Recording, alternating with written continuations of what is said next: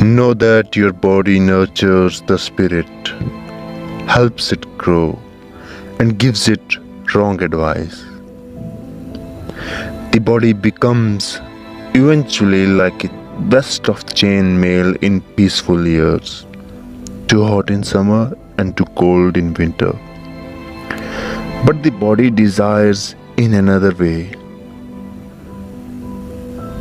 like an unpredictable associate,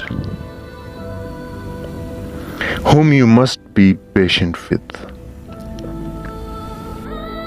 And that companion is helpful because patience expands your capacity to love and feel peace. The patience of a rose close to a thorn keeps it fragrant. It's patience that gives milk to a male camel still nursing in its third year. And patience is what the prophets show to us.